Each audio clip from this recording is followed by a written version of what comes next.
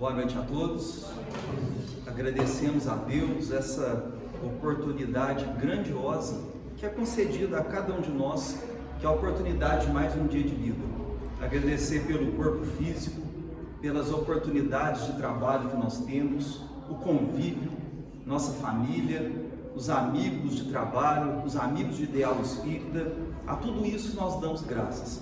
E, seguindo o roteiro da casa, hoje nós iremos tentar trabalhar um pouquinho, conforme o Luciano muito bem falou na oração inicial, sobre esse espírito benfeitor que é Maria de Nazaré. Quem foi Maria de Nazaré à luz da doutrina espírita?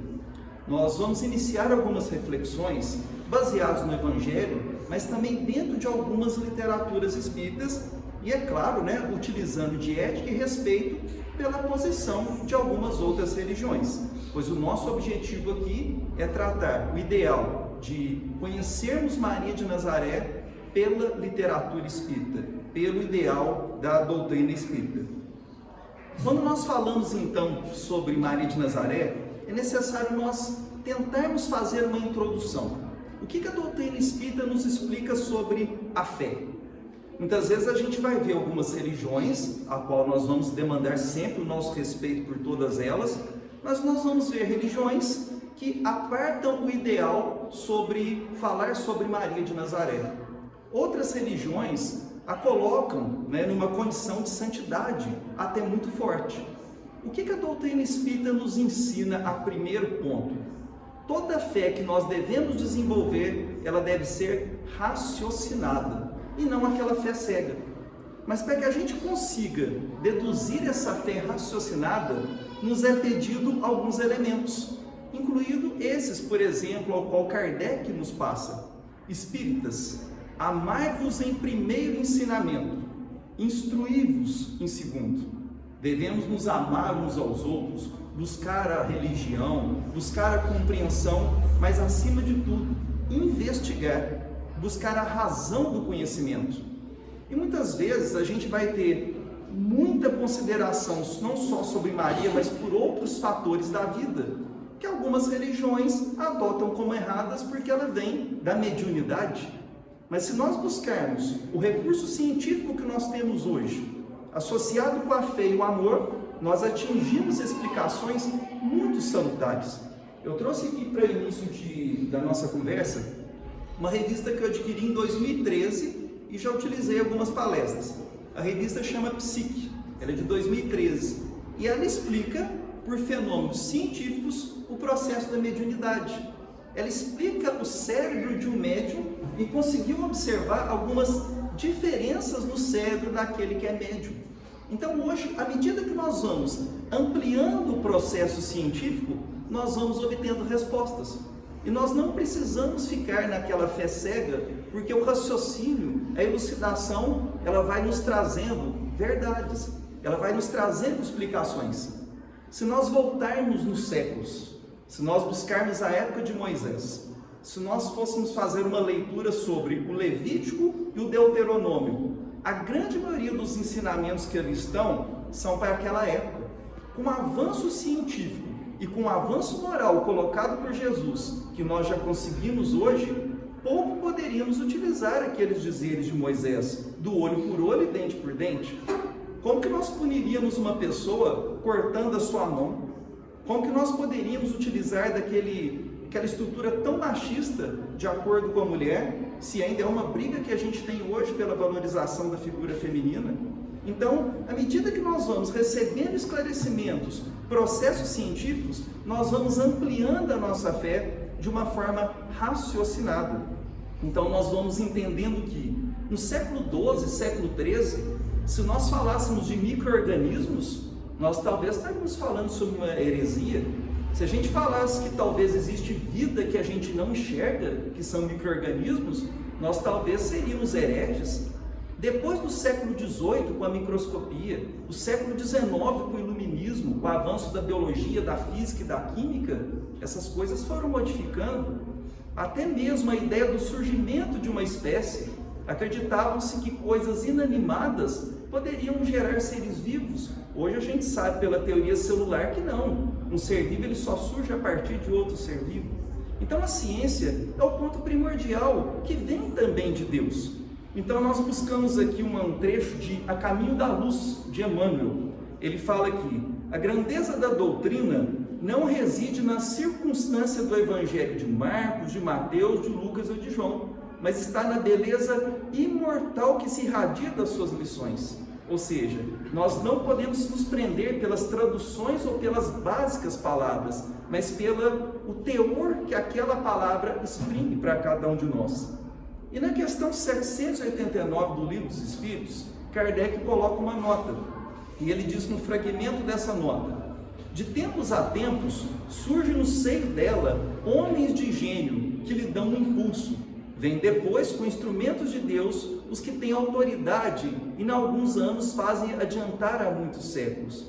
Ou seja, a cada tempo nós vamos recebendo da bondade divina instrumentos que se encarnam para o progresso espiritual e moral da humanidade.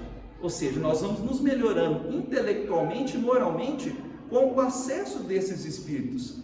Então nós buscamos a valorização do nosso sentimento, mas também da sabedoria, que são duas asas com que a alma se eleva para a perfeição infinita, segundo nos coloca aí o livro Consolador. Mas para a gente tentar entender então Maria de Nazaré, se é um espírito iluminado e nós devemos entendê-la, como que nós podemos argumentar que Maria é um espírito iluminado? Nós buscamos primeiramente aqui no livro A Caminho da Luz uma condição que Emmanuel fala. A palavra apócrifo generalizou-se como o espantalho de todo o mundo. Histórias numerosas foram escritas, hipóteses incontestáveis foram aventadas, mas os sábios materialistas no estudo das ideias religiosas não puderam sentir que a intuição estava acima da razão e ainda uma vez falharam, e sua maioria na exposição dos princípios e na apresentação das grandes figuras do cristianismo. O que se deduz sobre o Evangelho? Nós temos 4 evangelhos que são chamados de canônicos, ou seja, são aqueles evangelhos colocados pelas religiões mais antigas. Mas existem também outros evangelhos, outros dizeres, como o próprio Emmanuel nos fala, que são chamados de evangelhos apócrifos. E eles contêm riquezas imensas da época de Jesus e de muitos outros que estavam ao lado de Jesus. Só que como esses evangelhos não foram trabalhados por essas religiões, por vários fatores e vários motivos, eles ficaram esquecidos ou até mesmo perdidos. Mas quando nós fazemos uma leitura desses evangelhos, associados também com a verdade espírita através da mediunidade, nós vamos conhecendo quem foi Maria de Nazaré. Se a gente buscar nesses evangelhos canônicos, apenas o evangelho de Lucas, ele é um pouco mais rico sobre Maria de Nazaré. Porque Lucas, por intermédio de Paulo, ele não conviveu com Jesus, ele fez relatos. Os demais têm muita pouca colocação. Até muita gente questiona. Eu fui lá no capítulo no Evangelho segundo o Espiritismo e lá está falando que talvez Maria não tinha tanta consciência do que Jesus tinha como missão. Mas ele coloca aquela frase de acordo com os 4 evangelhos que são os canônicos. Tanto é que é o Evangelho segundo o Espiritismo. Mas dentro da literatura espírita nós temos muitas riquezas, inclusive o espírito Miramês, que é um espírito assim extremamente competente dentro do processo da explicação espírita, dentro dos estudos espíritas. E ele diz no livro Maria de Nazaré que Maria, a mãe de Jesus, é o espírito de pureza lirial, vindo dos planos altamente iluminados para receber e ter em sua companhia o espírito mais evoluído que pisou no solo terreno, portador da mensagem de Deus para os homens. Então a primeira ideia nós já trazemos aqui de Miramês, que foi um espírito preparado para a maternidade de Jesus e que tinha todo um respaldo e uma grandeza espiritual para esse processo.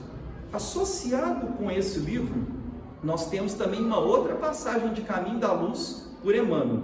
Ele fala aqui: escritores materialistas de todos os tempos vulgarizaram o grande acontecimento, ironizando os altos fenômenos mediúnicos. Ou seja, dentro dos evangelhos canônicos foi retirado qualquer processo que fala sobre mediunidade.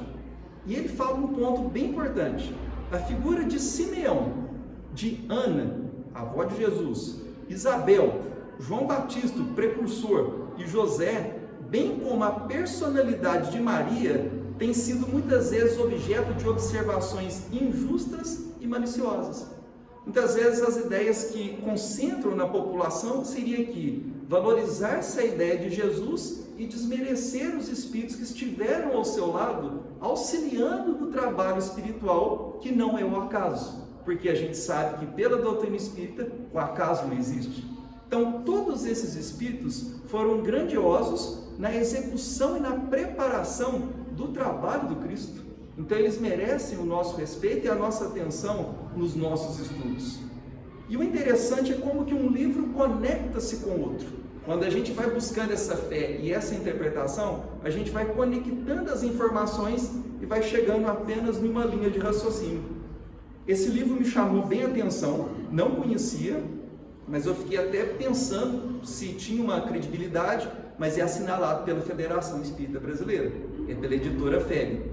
Esse livro ele é chamado de Universo e Vida, e o Espírito Áureo é que passa a mensagem, e o médium é Hernani Santana. Olha a interessante passagem desse livro.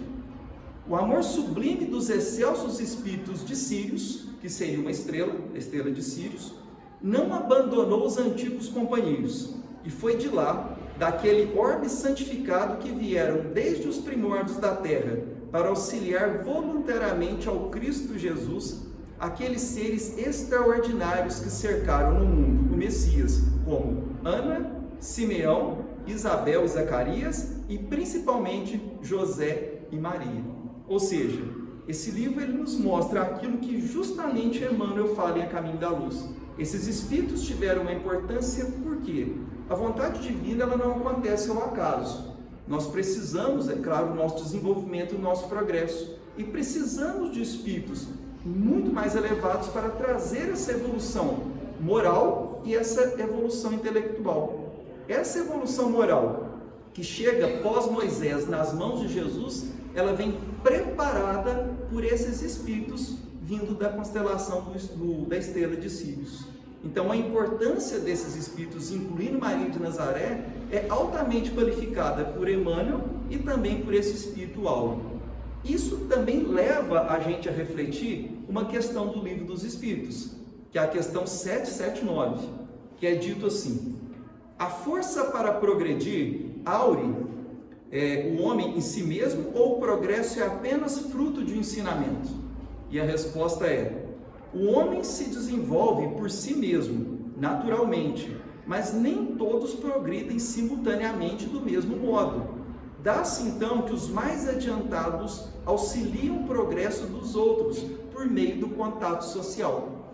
Ou seja, nós sabemos que todos nós somos criados simples e ignorantes, como o Livro dos Espíritos nos fala. Só que à medida que os espíritos vão progredindo, automaticamente, quando nós pensamos em progresso, nós pensamos em amor. E o amor é devotamento. Muitos espíritos, quando chegam em uma condição elevada, eles conseguem retornar a planos até mais inferiores para o auxílio e para o progresso. É o caso que é narrado nesse livro, incluindo principalmente o espírito de Maria de Nazaré.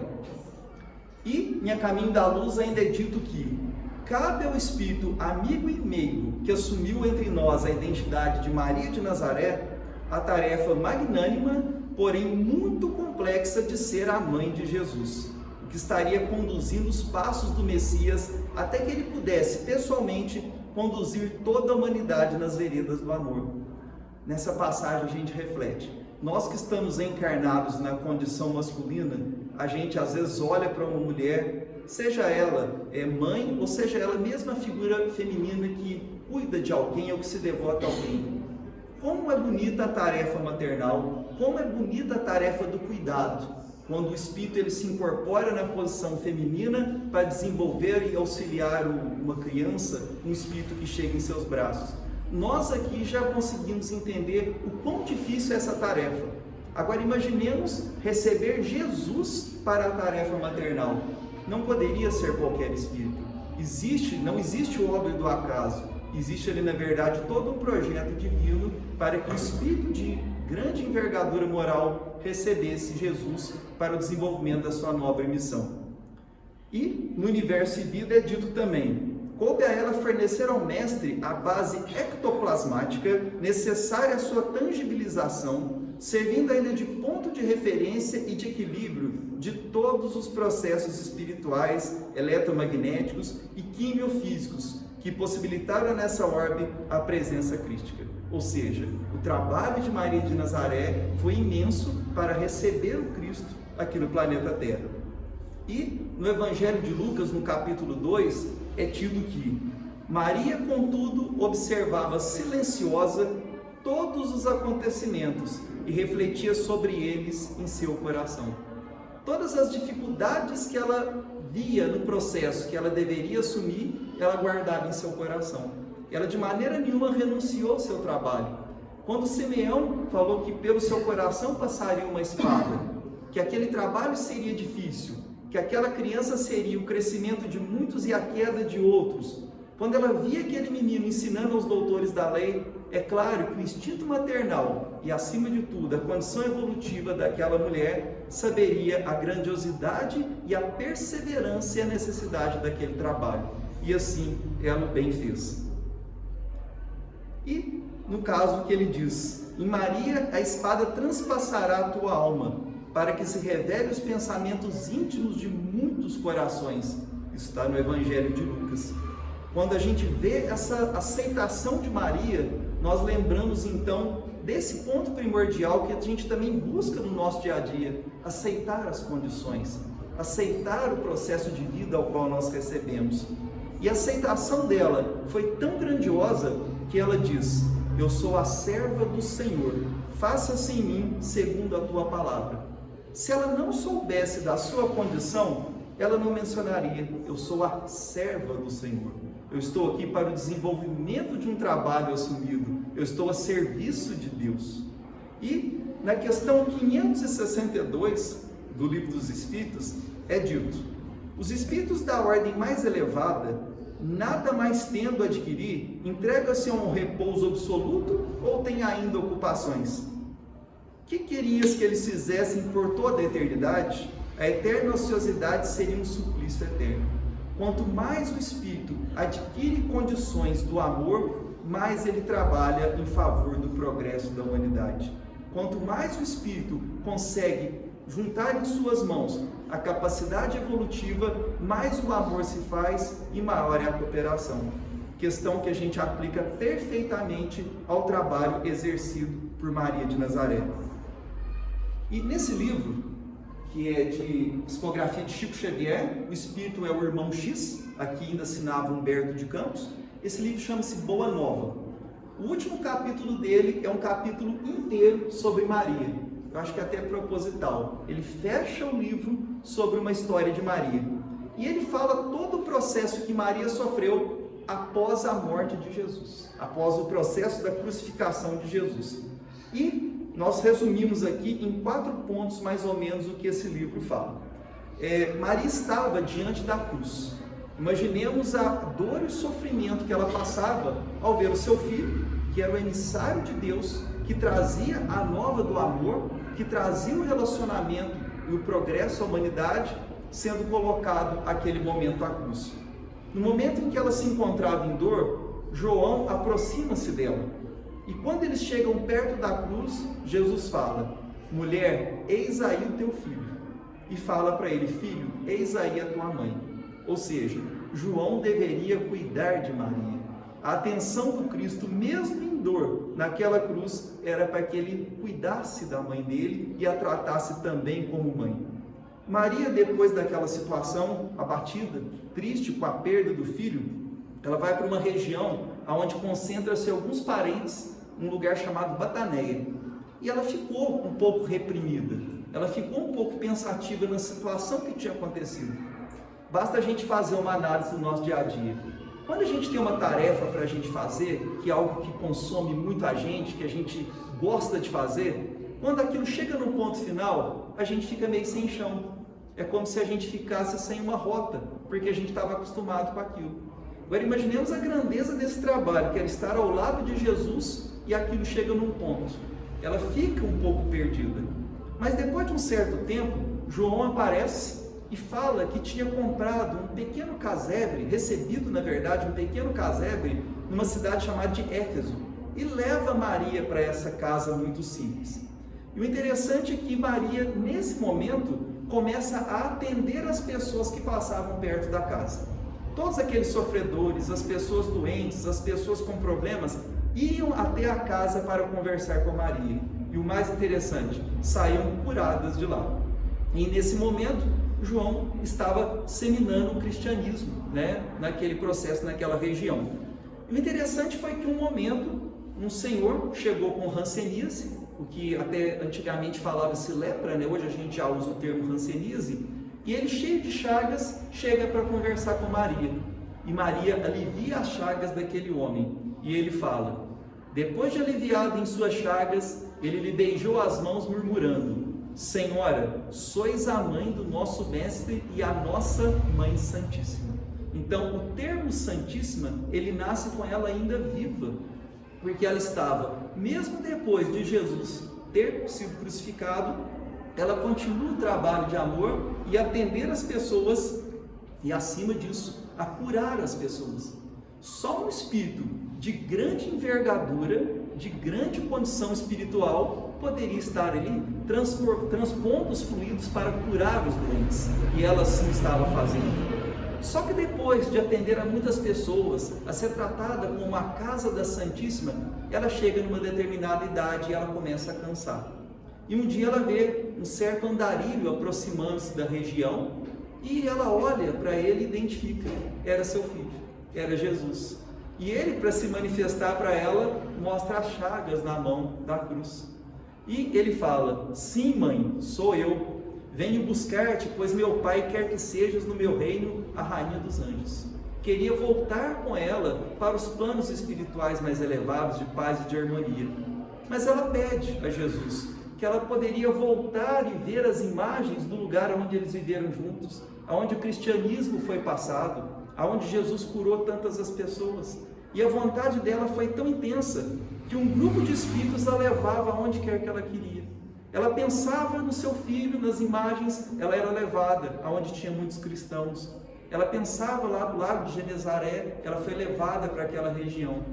Mas ela também começou a pensar nas pessoas que estavam sendo perseguidas pelo cristianismo, pessoas que estavam sendo mortas porque seguiam seu filho. E ela também foi levada de imediato para essa região. E ela vê ali zonas de muita tristeza, zonas de amargura e de muito choro. E ela aproxima-se de uma moça que estava quieta, sombria, e estimula aquela moça a emitir um canto, a emitir alguma cantoria que alegrasse as pessoas. Naquele momento, a moça, a pequena jovem, recebe aqueles fluidos de Maria, começa a cantar e tirar a tristeza de todas as pessoas que estão em sua volta. Isso remete ao costume que nós temos hoje, que seria a hora do Ângelus, às 6 horas, a Ave Maria, que, independente da religião, a doutrina espírita nos ensina a aproveitar esse momento de grande importância, que é a hora da Ave Maria. Então ela fala, rogou ao céu que lhe desse a possibilidade de deixar entre os cristãos oprimidos a força da alegria. Ela sabia que agora ela poderia estar em planos superiores, mas a maternidade de Maria era eterna. Ela não conseguiria ver seus filhos sofrendo e partir para esses planos. Ela queria continuar o trabalho do Cristo por intermédio de suas mãos. Em meio à perseguição dos cristãos, quando muitos eram, na verdade, também condenados de forma bem triste, ela fala no livro Maria de Nazaré, pelo Espírito Miramês, Senhor, quando aceitei, assumi todos os compromissos e torno a vós afirmar que estou disposta a voltar à terra. Quantas vezes achardes conveniente, até que essa mesma terra vos conheça e se torne um reino de paz e uma escola de amor. Eu sou a vossa escrava, fazei de mim segundo a vossa vontade.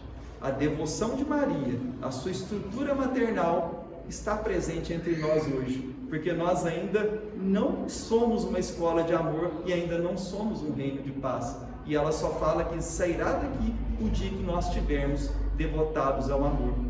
Só que a doutrina espírita nos traz um esclarecimento perfeito através da médium Ivone Pereira, nesse clássico da doutrina espírita que é o Memórias de um Suicida. Eu não sei se todos sabem, mas Ivone Pereira morou na cidade de Lavras, no início ali do espiritismo, onde a gente tinha o Centro Espírita de Lavras, que hoje é o Augusto Silva, e esse livro começou a ser escrito aqui na cidade de Lavras, depois que ela transferiu para o Rio de Janeiro. Mas foi aqui em Lavras que esse livro começou, né? O espírito é o Camilo Cândido Botelho e ele se chama Memórias de um Suicida. E olha que interessante essa passagem desse livro. Esse espírito, Camilo, ele era o espírito que suicidou e foi acolhido e levado a um hospital. Qual o nome do hospital? Hospital Maria de Nazaré.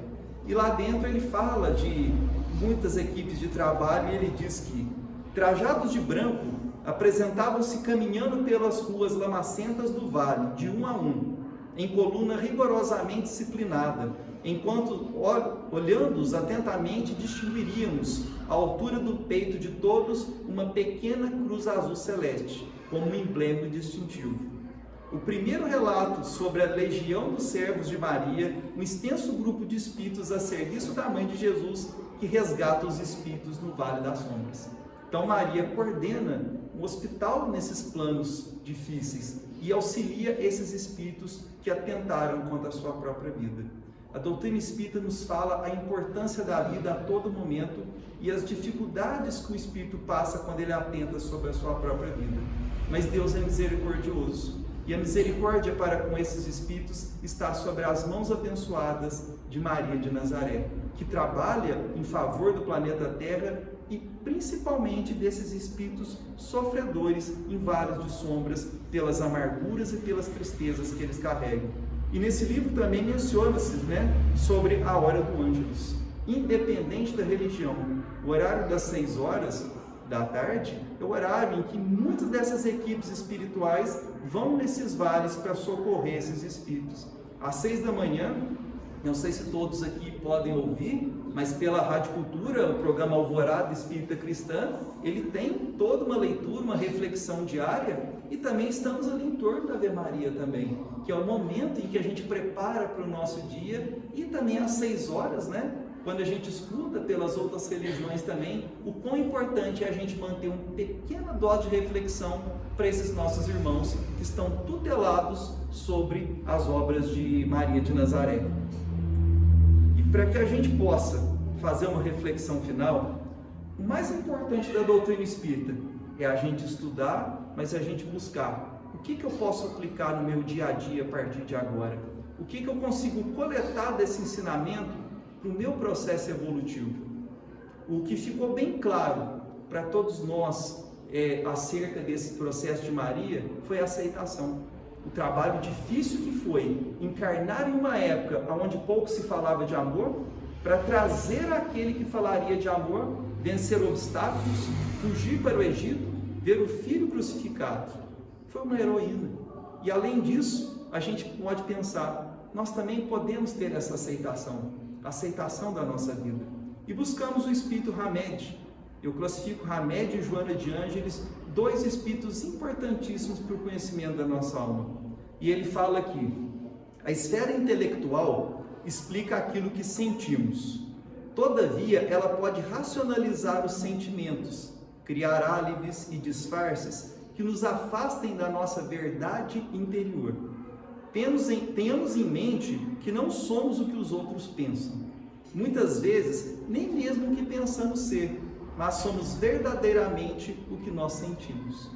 Nós estamos ainda num mundo de provas e expiações e a gente sabe o quanto que as influências sociais atingem o nosso dia a dia.